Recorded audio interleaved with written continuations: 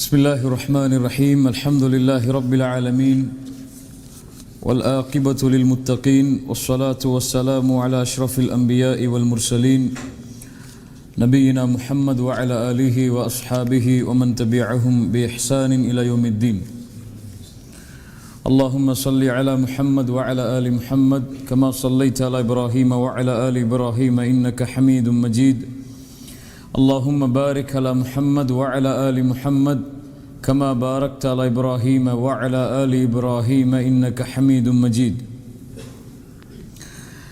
الحمد لله மிக நீண்ட நாட்களுக்கு பிறகு அல்லாஹ் இந்த இடத்திலே என்னையும் உங்களையும் அவனுடைய அருளால் ஒன்று சேர்த்திருக்கிறான். ஒரு மிகச்சிறந்த நோக்கத்தை எதிர்பார்த்து அல்லாஹுடைய திருப்தியை எதிர்பார்த்து அல்லாஹுடைய மார்க்கத்திற்காக உழைப்பதற்கு ஒரு தயாரிப்பை அல்ஹம்துலில்லாஹ் அல்லாஹ் ரப்புல் ஆலமீன் எமக்கு ஒரு வாய்ப்பாக வழங்கியிருக்கிறான்.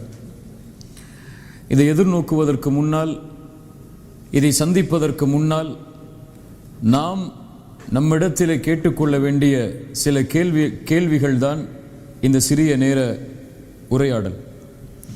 குர்ஆனில் அல்லாஹ் ரப்புல் ஆலமீன் அவனுடைய புத்தகம் அல் குர்ஆனிலே சூரத்துல் மாஇதாவுடைய 105வது வசனத்தில் மிக பாரதூரமான ஒரு எச்சரிக்கையை அல்லாஹ் எமக்கு தருகிறான். அல்லாஹ் ரப்புல் ஆலமீன் கூறுகிறான், யா அய்யுஹல்லதீன ஆமனு, ஈமான் கொண்டவர்களே, அலைக்கும் அன்ஃபுஸக்கும், அலைக்கும் அன்ஃபுஸக்கும், உங்களை நீங்களே பாதுகாத்துக் கொள்ளுங்கள். முதலில் நீங்கள் உங்களை பாதுகாத்துக் கொள்ளுங்கள். அலைக்கும் அன்ஃபுஸக்கும் லா யதுர்ருக்கும் மன் தல்ல இதா ததைத்தும், நீங்கள் நேர்வழியை அடைந்தால் வழி தவறியவர்களுடைய எந்த தீங்கும் உங்களை எதுவும் செய்துவிட முடியாது. அல்லாஹ் ரப்புல் ஆலமீன் கூற வருவதென்ன? நீங்கள் நேர்வழியை முதலிலே அடையுங்கள், நீங்கள் உங்களை முதலில் பாதுகாத்துக் கொள்ளுங்கள். வழி தவறியவர்களை பற்றிய கவலையோ அதனுடைய தீங்கோ உங்களை எதுவும் செய்யாது. நீங்கள் நேர்வழியில் இருந்தால் போதும், முதலில் நீங்கள் உங்களை பாதுகாத்துக் கொண்டால் போதும். இந்த ஆயத்தை எப்படி புரிந்து கொள்ளக்கூடாது?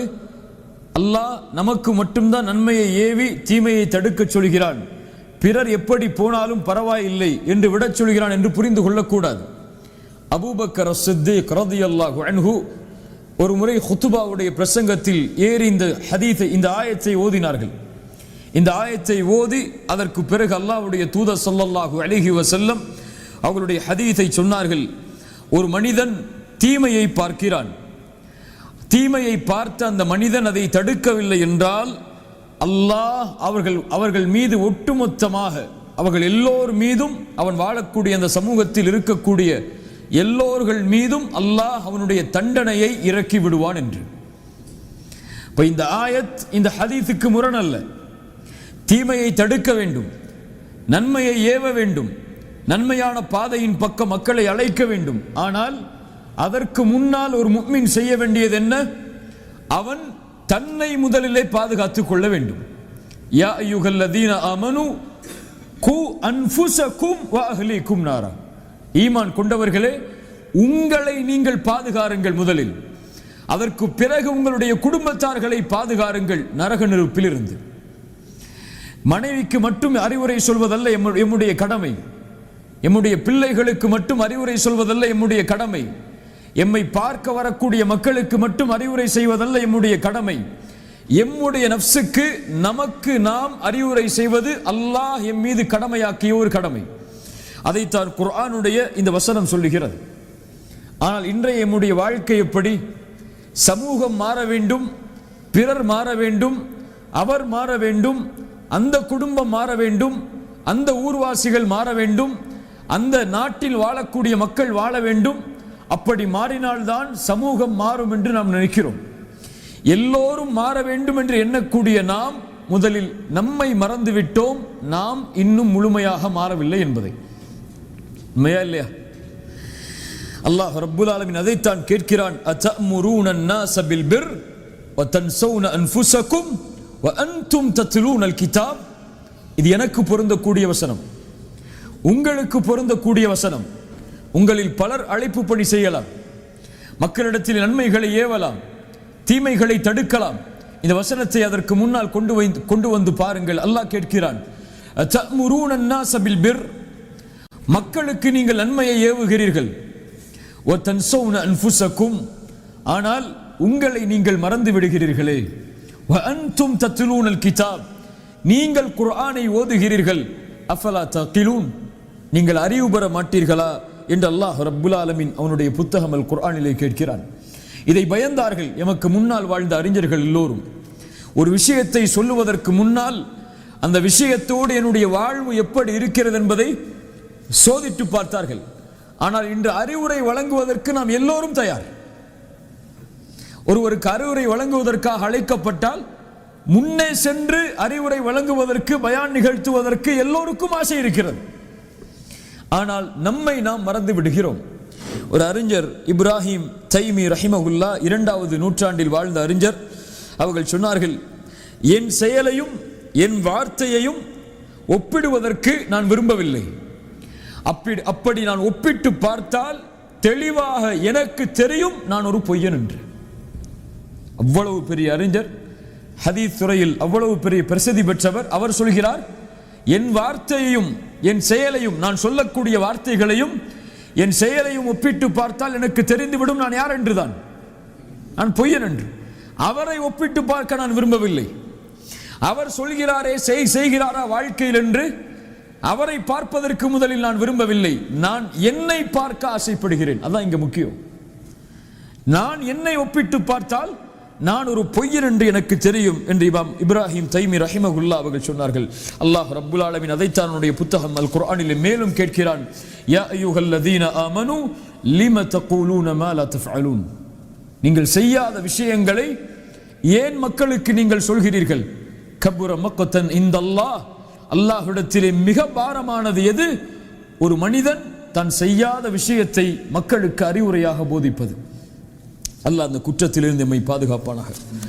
நாம் யார் என்று நமக்கு தெரியும். முதலில் நான் யார், என் ரப்புக்கு முன்னால் நான் நடந்து கொள்ளக்கூடிய முறை என்ன, தொழுகையில் என் நிலை என்ன, குர்ஆன் ஓதுதலில் என் நிலை என்ன, மறுமை சிந்தனையில் என் நிலை என்ன, மரண சிந்தனையில் என் நிலை என்ன என்பதெல்லாம் யாருக்கு தெரியும்?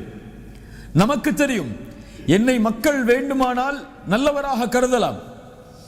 இவர் பயான் நிகழ்த்துகிறார், மக்களுக்கு அறிவுரைகளை சொல்கிறார், ஒரு மிகப்பெரிய நிகழ்ச்சிகளை எல்லாம் ஏற்பாடு செய்கிறார், அதில் நாம் எல்லோரும் இருக்கிறோம். எம்மை மக்கள் நல்லவர்களாக பார்க்கலாம்.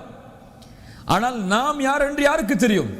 அல்லாஹ்விற்கு பிறகு நமக்கு தெரியும். அடிக்கடி சொல்லக்கூடிய வார்த்தை தான். இமாம் இப்னு ஜௌஸி ரஹிமஹுல்லாஹ் அவர்கள் சொல்லுவார்கள், இந்த மனிதர்கள் நமக்கு தரக்கூடிய கண்ணியம் எல்லாம் எதற்கு தான்? அல்லாஹ் எம்முடைய பாவங்களின் மீது போட்டுள்ள திரைக்கு தான். அந்த திரையை அல்லாஹ் அகற்றிவிட்டால் நாம் யார் என்று மக்களுக்கு தெரிந்துவிடும். அல்லாஹ் எமக்கு இட்ட அந்த திரைக்கு தான் மக்கள் கண்ணியம் கொடுக்கிறார்கள், எனக்கு அல்ல, உங்களுக்கு அல்ல. ஏன்?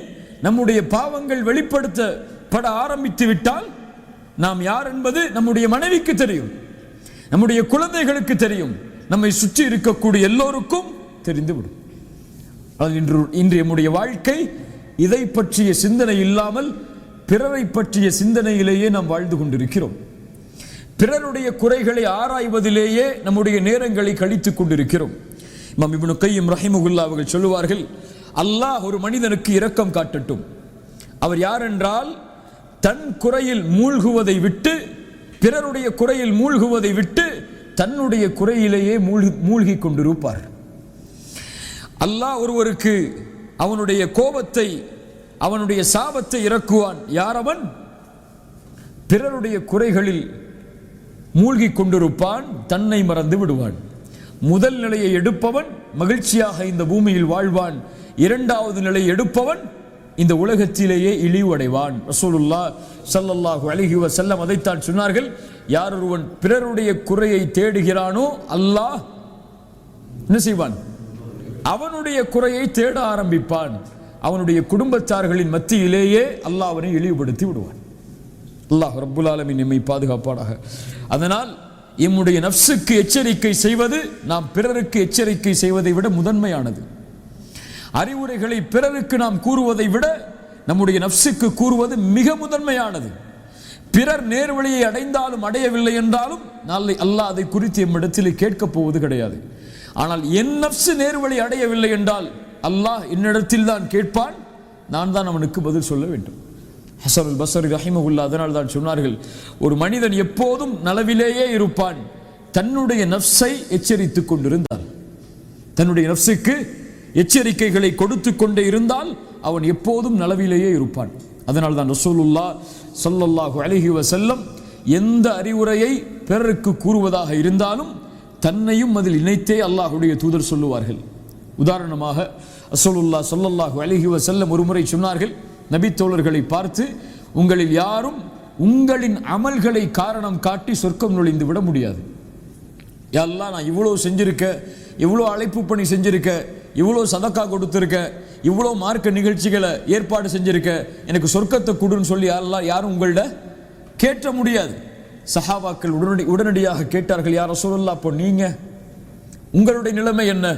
ரசூலுல்லாஹ் ஸல்லல்லாஹு அலைஹி வஸல்லம் சொன்னார்கள், ஆம், நானும் தான். என்னையும் அல்லாஹ் அவனுடைய அருளால் சூழவில்லை என்றால் நானும் சொர்க்கம் நுழைய முடியாது. நான் நபி, நான் ரசூல், நான் அல்லாஹ்வுடைய நேசர், அல்லாஹ் என்ன சொர்க்கத்துக்கு அனுப்பிடுவான்னு உறுதியாக சொல்லல. என்ன சொன்னாங்க? அல்லாஹ் என்னையும் அவனுடைய அருளால் சூழவில்லை என்றால் நானும் சொர்க்கம் நுழைய முடியாது என்று அல்லாஹ்வுடைய தூதர் ஸல்லல்லாஹு அலைஹி வஸல்லம் அவர்கள் சொன்னார்கள். அதனால் பிறரை அழைப்பதற்கு தயாராக ஆகுவதற்கு முன்னால் இந்த மாநாட்டு நிகழ்ச்சிகளை ஏற்பாடு செய்து நாம் அல்லாஹ்வுடைய உதவியால் நாம் செய்கின்ற இந்த ஏற்பாட்டின் மூலமாக பிறர் நேர்வழியை அடைய வருவதற்கு முன்னால் நாம் செய்ய வேண்டியது, என் ரப்புக்கு முன்னால் நான் யார், அதை முதலிலே நான் இன்று முடிவெடுக்க வேண்டும். என் ஈமானின் தரம் என்ன என்பதை நான் இன்றைய நாள் தெரிந்திருக்க வேண்டும். ஆயிஷா ரலியல்லாஹு அன்ஹா அவர்கள் தன்னுடைய ஈமானை எப்படி மதிப்பிட்டார்கள்? குர்ஆனில் அல்லாஹ் 3 சமூகத்தார்களை சொல்கிறான். அதனுடைய விளக்கம் என்ன என்று ஆயிஷா ரலியல்லாஹு அன்ஹா அவர்களிடத்திலே வந்து நின்றார்கள். ஒரு கூட்டம் சாபிக்கும் பில் கைராத், நன்மையில் விரையக்கூடியவர்கள். இன்னொரு கூட்டம் முக்தஸித், நடுநிலையாளர்கள். இன்னொரு கூட்டம் ஸாலிமுல் லினஃப்ஸிஹ், தங்களுக்கு தாங்களே அநீதம் இழைப்பவர்கள். ஆயிஷா ரலியல்லாஹு அன்ஹா சொன்னார்கள், சாபிக்கும் பில் கைராத், நன்மையில் முந்தியவர்கள் யார் என்றால் அல்லாஹ்வுடைய தூதரை ஈமான் கொண்டு அல்லாஹ்வுடைய தூதரோடு வாழ்ந்து அவர்களுடைய நாவிலாலே சொர்க்கத்தின் நற்செய்தி கொடுக்கப்பட்டவர்கள். அவர்களை பின்தொடர்ந்தவர்கள் யார்? முக்தஸித், நடுநிலையாளர்கள். ஸாலிமுல் லினஃப்ஸிஹ், தங்களுடைய நஃப்ஸுக்கு அநீதம் இழைத்தவர்கள் யார் என்றால் வந்த தோழரை பார்த்து சொன்னார்கள், என்னையும் உன்னையும் போன்றவர்கள். ஆயிஷா ரலியல்லாஹு அன்ஹா தன்னுடைய ஈமானை எப்படி பார்த்தார்கள்? தன்னுடைய ஈமான் அல்லாஹ்விற்கு அநீதம் இழைக்கக்கூடிய தரத்தில் இருக்கிறது என்று பார்த்தார்கள். நாம் இன்னைக்கு எப்படி பார்க்குறோம்? ஒரு சின்ன ஒரு தாவா நிகழ்ச்சி நல்லபடியாக நடந்துருச்சு, மக்கள் வந்துட்டாங்கன்னா ஏதோ பெருசாக சாதனை படைச்சிட்ட மாதிரி பார்க்குறோம். அல்லது 5 வக்து சரியாக தொழுதுட்டா இன்னைக்கு மௌத்தா போனால் கூட அல்லாஹ் நம்மளை ஜன்னத்துல் ஃபிர்தௌஸ்ல ரசூலுல்லாவோட வாழ வச்சிருவான்னு பார்க்குறோம். அல்லாஹ் ரப்புல் ஆலமீன் நம்மை சீர்படுத்துவாராக. சஹாபாக்கள் எல்லோரும் உங்களுக்கு எல்லாம் தெரியும். உமர் இப்னுல் கத்தாப் ரலியல்லாஹு அன்ஹு யார்? அவருடைய சிறப்புகளை எல்லாம் இந்த சிறிய நேரத்தில் கூற முடியாது. சத்தியம் அவருடைய நாவில் பேசும், அவருடைய சிந்தனையில் பேசும். உமர் ஒரு தெருவிலே நடந்து சென்றால் ஷைத்தான் என்னோட தெருவிலே ஓடி செல்வான். எனக்கு பிறகு ஒரு நபி வருவதாக இருந்தால் லக்கான உமர், அவர் உமராகத்தான் இருப்பார். உமரே, உன்னுடைய மாளிகையை நான் சொர்க்கத்திலே பார்த்தேன். உமரே, உன்னுடைய இல்மிற்கு அல்லாஹ் சான்று கொடுத்தான், உன்னுடைய இறையச்சத்திற்கு அல்லாஹ் சான்று கொடுத்தான். உனக்காக அல்லாஹ் குர்ஆனுடைய பல வசனங்களை இறக்கி இருக்கிறான். சுப்ஹானல்லாஹ். இப்படி சிறப்பு பெற்ற உமர் ஹலீஃபாவாக அமீருல் முஃமினீனாக மாறியதற்கு பிறகும் ஹுதைஃபா ரலியல்லாஹு அன்ஹு அல்லாஹ்வுடைய தூதர் முனாஃபிக்குகளுடைய பட்டியலை கொடுத்திருந்த, மறைவான அந்த பட்டியலை கொடுத்திருந்த நபித்தோழர் ஹுதைஃபாவிடத்தில் சென்று என்ன சொன்னார்கள்? யா ஹுதைஃபா, இந்த அமீருல் முஃமினீன், முஃமின்களுடைய அமீர் என்று அழைக்கப்படக்கூடிய உமர், இவரின் பெயரும் அந்த முனாஃபிக்கின் பட்டியலில் இருக்கிறதா என்று பார் என்றார்கள். ஹந்தலா ரலியல்லாஹு அன்ஹு என்ன சொன்னார்கள்? நாஃபக ஹந்தலா, ஹந்தலா முனாஃபிக்காகிவிட்டார். ஏன் ஹந்தலா முனாஃபிக்கானார்? ரசூலுல்லாவோடு இருக்கும்போது ஒரு ஈமான், ரசூலுல்லாவை விட்டு பிரிந்து விட்டால் இன்னொரு ஈமான். அபூபக்கரிடத்தில் சொன்னார்கள் ரலியல்லாஹு அன்ஹு, அபூபக்கர் ரலியல்லாஹு அன்ஹு சொன்னார்கள், அப்படியா ஹந்தலா, நானும் அந்த தன்மையில் தான் இருக்கிறேன். அபு முலைகா ரஹிமஹுல்லாஹ் தாபிஈ, சஹாபாக்களுடைய மாணவர், அவர் சொல்கிறார், 30 நபித்தோழர்களை நான் பார்த்திருக்கிறேன். எத்தனை நபித்தோழர்கள்? 30 நபித்தோழர்களை நான் பார்த்திருக்கிறேன், அவர்களிடமிருந்து பாடம் படித்திருக்கிறேன். அந்த 30 நபித்தோழர்களும் தங்களை எண்ணினார்கள், நான் ஒரு முனாஃபிக்காக இருப்பேனோ என்று. சாதாரண நபித்தோழர்கள் அல்ல. அபு முலைகா ஹதீஸை அறிவிக்கக்கூடிய அறிவிப்பாளர். அவர் யாரிடத்திலிருந்து ஹதீஸை எல்லாம் கேட்டார் என்று பார்த்தால் ஆயிஷா ரலியல்லாஹு அன்ஹா, அஸ்மா பின்த் அபி பக்கர், அலி பின் அபி தாலிப், சஅத் பின் அபி வக்காஸ். சுப்ஹானல்லாஹ், சொர்க்கத்திற்கு நற்செய்தி சொல்லப்பட்ட நபித்தோழர்கள் இவர்கள் எல்லாம். இவர்களிடமிருந்து ஹதீஸை கேட்கக்கூடிய அபு முலைகா ரஹிமஹுல்லாஹ் எப்படி என்ன சொன்னார்கள்? இந்த 30 நபித்தோழர்களும் தங்களை எப்படித்தான் எண்ணினார்கள்? தான் ஒரு முனாஃபிக்காக இருப்பேனோ என்று எண்ணினார்கள். ஹசன் ரஹிமஹுல்லாஹ் அவர்கள் அதன் காரணமாகத்தான் சொன்னார்கள், மா யகாஃபு நிஃபாக இல்லல் முஃமின். ஒரு முஃமின் தான் நிஃபாக்கை பயப்படுவான். ஒரு முஃமின் தான் நான் நயவஞ்சகனா என்று பயப்படுவான். ஒரு முனாஃபிக் நிஃபாக்கை பயப்படவே மாட்டான். ஃபஜ்ர் தொழாதவன் முனாஃபிக் என்று ரசூலுல்லாஹ்வுடைய தெளிவான சான்று இருக்கிறது. ஒரு முஃமின் தான் ஃபஜ்ர் தொழவில்லை என்றால் நான் முனாஃபிக்குடைய பட்டியலில் சேர்ந்து விட்டேனே என்று பயப்படுவான். ஃபஜ்ரை தொழாமல் எழுந்திருக்கிறான், எந்த உணர்வும் இல்லை என்றால் இவன் பயப்படவே வேண்டாம். இவன் யார்தான்? முனாஃபிக் தான். அல்லாஹு அக்பர். தவறுகளை செய்யும் பொழுது நான் நயவஞ்சகத்தில் இருப்பதால் தான் இந்த தவறை செய்கிறோனோ என்ற எண்ணம் இல்லை என்றால் நாம் முஃமின் தான். நாம் முஃமினாக இருக்க முடியாது, முனாஃபிக்காகத்தான் இருப்போம். எம்முடைய சொல், எம்முடைய செயல் எல்லா நிலையிலும் வேறுபடுகிறது. யாரும் அதில் சுத்தமானவர்கள் அல்ல. நம்முடைய மனைவிக்கு ஒரு அறிவுரை சொல்லுவோம், பிள்ளைகளுக்கு அறிவுரையை சொல்லுவோம், நம்மிடத்திலே அறிவுரையை கேட்டு வருபவர்களுக்கு நாம் ஒரு அறிவுரையை சொல்லுவோம். ஆனால் நமக்கு தெரியும் அந்த அறிவுரையில் நான் எந்த அளவு இருக்கிறேன் என்று. இல்லையா? குர்ஆனுடைய வகுப்புக்கு வரக்கூடிய நிகழ்வுகளை எல்லாம் மக்களுக்கு அனுப்பி அவர்கள் இந்த சென்டருக்கு வந்து குர்ஆனை ஓத வேண்டும் என்று ஆர்வத்தை ஏற்படுத்துவோம். ஆனால் நமக்கு தெரியும் குர்ஆனில் நம்முடைய நிலைமை என்னவென்று, தொழுகையில் நம்முடைய நிலைமை என்னவென்று, திக்ரில் நம்முடைய நிலைமை என்னவென்று, அல்லாஹ்வுடைய பார்வையில் நம்முடைய நிலைமை என்னவென்று. அதை பற்றி எல்லாம் எந்த கவலையும் இல்லாமல் நாம் வாழ்ந்து கொண்டிருக்கிறோம். தெளிவான முனாஃபிக்குகளுடைய தன்மைகளை ஒப்பிட்டு பார்த்தால் இன்றைய நம்முடைய வாழ்வின் தன்மைகளை ஒப்பிட்டு பாருங்கள், அப்படியே இருக்கும். நாம் நிஃபாக்குடைய தன்மையில் வாழ்ந்து கொண்டே அல்லாஹ் பாதுகாப்பானாக நம்மை முஃமினாக நினைக்கிறோம். ஆனால் நபித்தோழர்கள் முஃமின்களாக வாழ்ந்து கொண்டே தங்களை முனாஃபிக்காக நினைத்தார்கள். அதான் நமக்கும் நபித்தோழர்களுக்கும் உள்ள வித்தியாசம். அல்லாஹ் ரப்புல் ஆலமீன் நம்மை பாதுகாப்பானாக.